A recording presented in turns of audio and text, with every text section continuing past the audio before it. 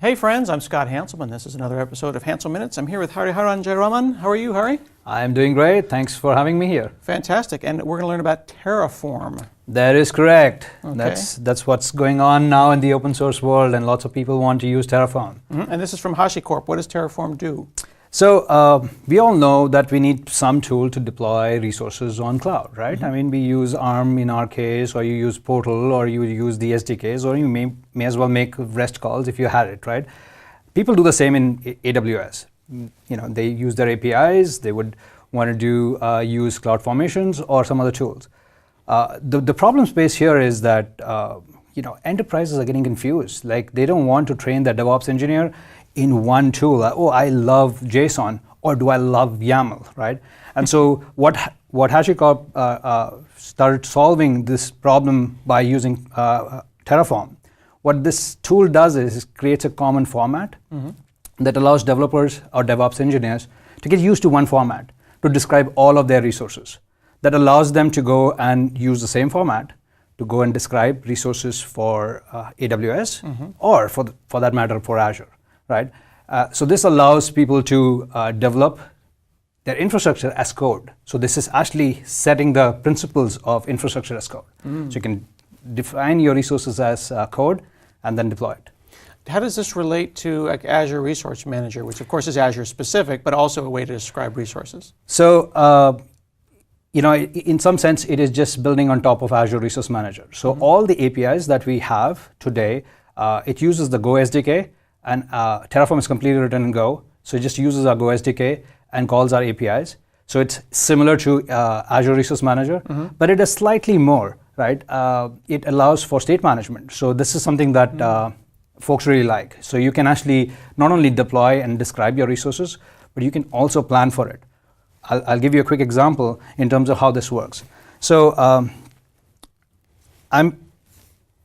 I'm just going to give you a quick overview of where to get stuff from, right? Okay. And so Terraform documentation in HashiCorp's website is excellent. Right? We too have similar documentation in Microsoft Docs, but this is the core source of all documentation, because when developers such as me or my team would develop resources for Azure, they will write docs in the Terraform repository, because all of this is backed by a markdown document in GitHub.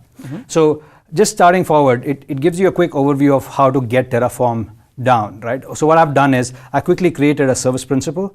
This is a way to automatically call into Azure APIs instead of using your username, password, or credentials. So you can go and create a service principal.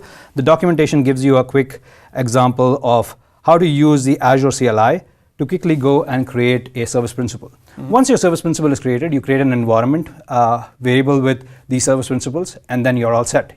Terraform is just a client tool. You download the client tool wherever you want. I have the client tool in my Cloud Shell, as well as I have my client tool in my Mac. So let me give you a quick example of how this works. Okay. So here I am. I have kind of downloaded a repository of examples, which has been created for getting bootstrapped, and I'll walk you guys through in terms of the code examples, how to go and deploy certain resources.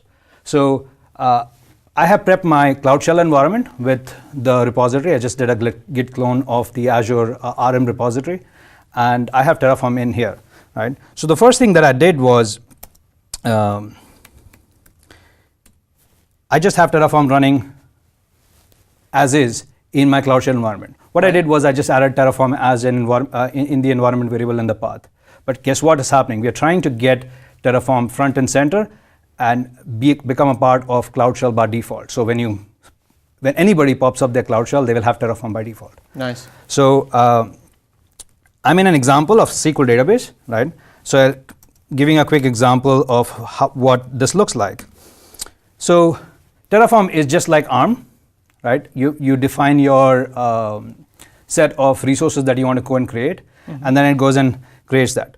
Let me open the same example in code, which will make it easier.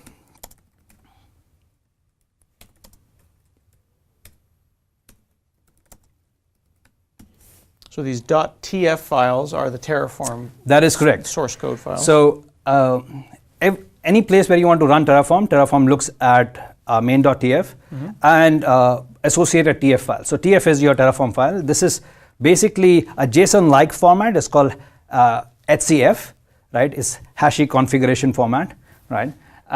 Essentially, it's a lightweight JSON, but it has a lot of additional functionalities that it does. So a quick example, here's a main.tf for creating a SQL Azure database, right? Okay.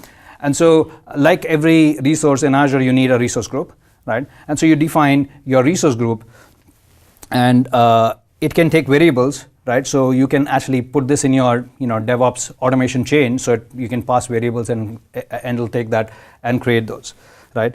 And the next resource that it's trying to create is the Azure SQL database, right? So it's basically just narrating that these is the order in which the resources have to get created, and don't get tied to the how the file has been written. Terraform is smart enough to create a graph automatically in terms of what dependencies it needs, and it makes those API calls in a targeted fashion so that those APIs are ordered in a fashion so that ARM understands and creates a resource group first and then creates a database.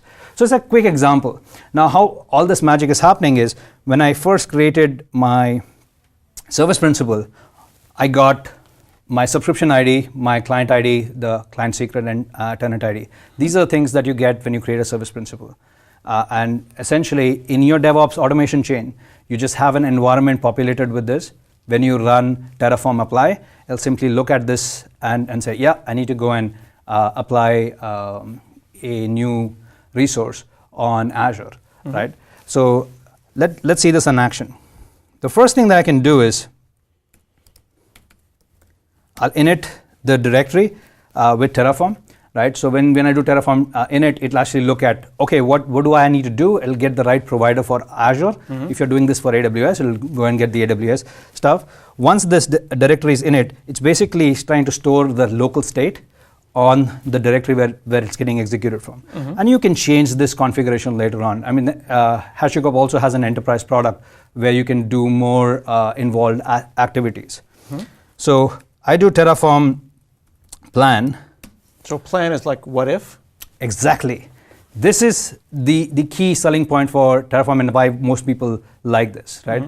Most of the other interfaces that exist there, you have to actually figure out what if yourself, right? And Terraform does that for you, right? So it'll tell you exactly what will change in your environment so that you can easily redeploy in case, or if you're using an immutable architecture, you know that you're going to take away certain resources and deploy certain new resources. So I'm seeing here that there were variables you were referring to in your .tf. Correct. And I was asking myself, I wonder where these are coming from. Right. Terraform knows that they come from nowhere, therefore they must be asked for. That is correct. So let me show you how this all worked out. So there is a variables.tf. If I don't have a default entry for resource group, as you can see, I have no default entry for resource group. It's just going to ask me for it, nice. Right?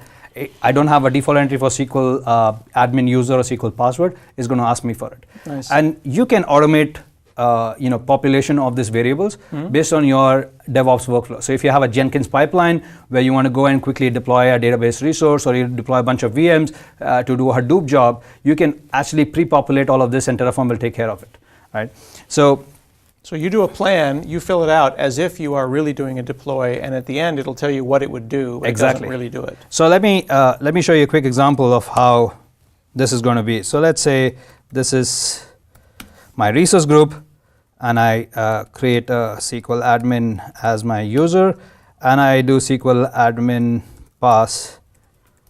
Obviously not a good password, but just an example. Excellent password. Right? What it does is it shows you what it is going to do. So it says it is planned to add 4 resources, and it's going to tell you exactly what it's going to do. It's going to say, I'm going to create a SQL database. I'm going to go and create a firewall rule associated with it.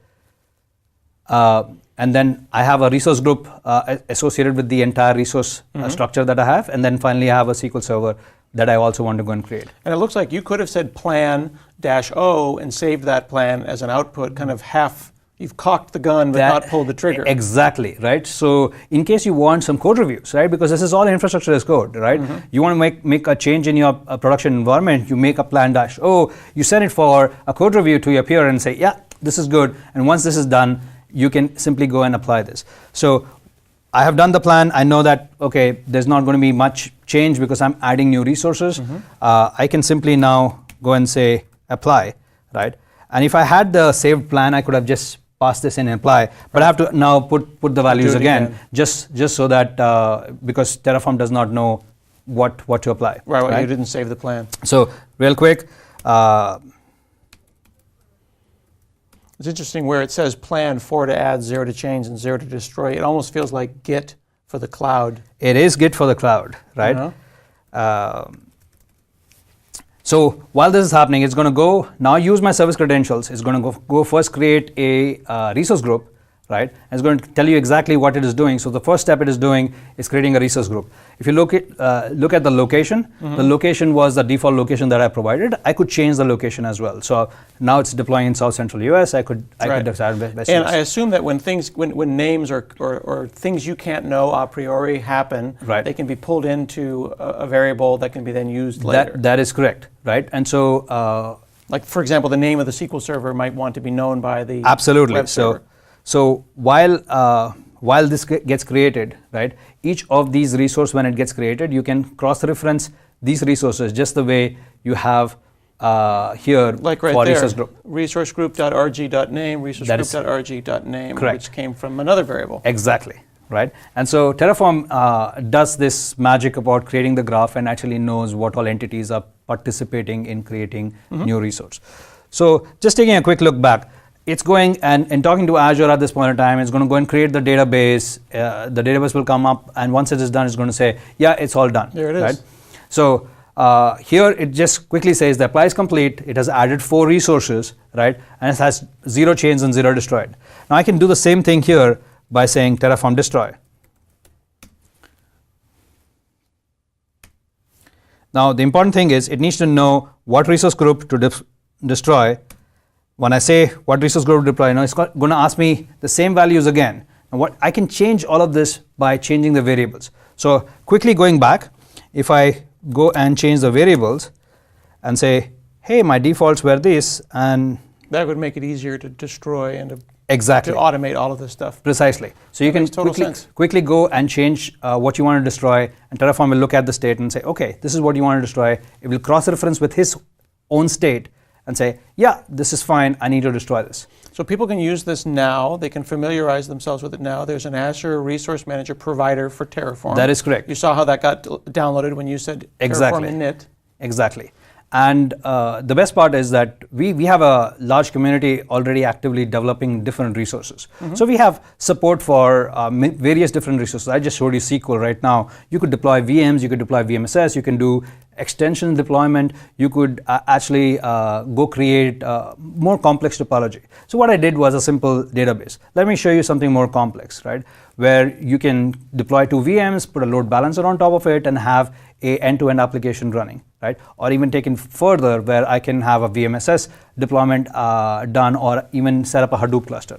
So what we have done is we have created... We're really out of time, so if you've got something you can show in the next few seconds, go ahead and do it. Absolutely. So what I wanted to go and quickly show you is a resource where you can go and get most of this data back from. So this is a GitHub location, Terraform providers. Terraform provided Azure RM, right? What we have done is we have created a set of examples where you can quickly go, and this is like a bootstrap for you, right? You don't have to do a whole lot of things. So you could even create, as I said, a VMSS. You can do VNet to VNet pairing. You can even go and create an OpenShift origin cluster for yourself, all with Terraform. This could be huge, big, sophisticated stuff, or something as simple as WordPress on MySQL. Exactly, right? So this allows you to get a quick start. This is going to be something that becomes a part of module registry with HashiCorp. So it allows people to reuse existing patterns which are out there. Very cool.